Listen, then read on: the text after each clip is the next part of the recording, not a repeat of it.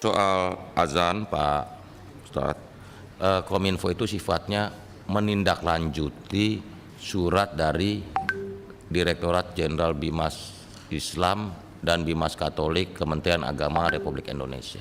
Jadi mereka yang bersurat ke kami.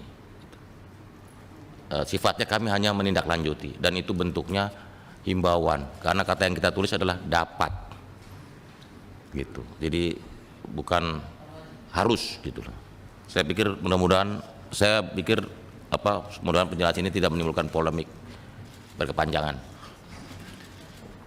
Pak, saya ini selama 4 periode jadi anggota dewan, 24 jam belum pernah mematikan handphone. Meskipun sayanya tidur, handphone saya hidupkan. Ada orang yang mau telepon, bisa telepon, besoknya saya telepon, pas subuh saya telepon balik. Atau ada yang WA, saya telepon. Semalam itu sampai jam 12 telepon saya ini rame. Ada tokoh, ada sebagian ormas menelepon WA saya terkait dengan salah satu dirjen di tempat Bapak mengeluarkan surat. Azan diganti dengan running text dalam waktu misa. Paus yang mulia yang baru jadi tamu kehormatan kita dan tamu bangsa Indonesia. Tentu kita menyambut baik kedatangan Paus ke Republik Indonesia karena pasti beliau akan membawa pesan perdamaian. Pesan perdamaian besar ini menurut saya harus kita jaga. Toleransi di Indonesia ini sudah puluhan tahun terjaga dengan baik. Alhamdulillah, karena dalam agama Islam umpamanya itu perintah kitab suci toleransi itu. Nggak boleh orang mengganggu, menghina agama lain, menghina Tuhan sembahan, itu nggak boleh. Nah karena itu dari telepon yang masuk ke saya, toko dan ormas itu menyayangkan ada surat dari dirjen yang mengganti azan dengan running text.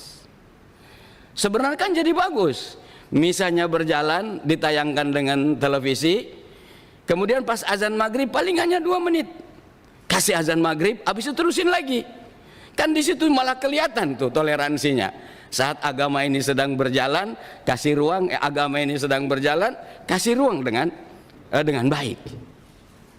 Saya yakin pausnya pun tidak minta begitu untuk diganti gitu, menurut saya. Jadi kita tidak perlu berlebihan. Yang saya tidak inginkan itu Pak, ke depan kondisi global dunia ini dari sisi ekonomi juga tidak sedang baik-baik saja. Dari segi keamanan, Ukraina dan Rusia masih belum selesai, Timur Tengah masih belum selesai. Saya punya harapan Indonesia ke depan itu kokoh pemerintahannya di dalam negeri. Karena itu stabilitas harus dijaga, maka jangan kasih umpan, jangan kasih ruang orang lain memanfaatkan kesempatan untuk mengganggu stabilitas. Pada persoalan-persoalan yang sesungguhnya kecil buat orang yang cara berpikirnya menengah ke atas, tapi mungkin untuk orang grassroots itu menjadi persoalan tersendiri.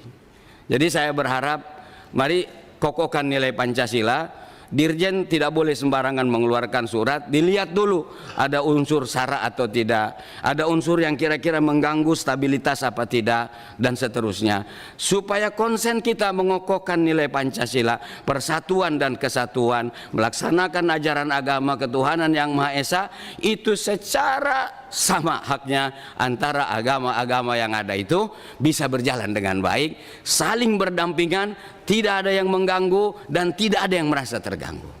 Saya kira itu Pak permintaan saya. Terima kasih. Download Tribun X sekarang, menghadirkan lokal menjadi Indonesia.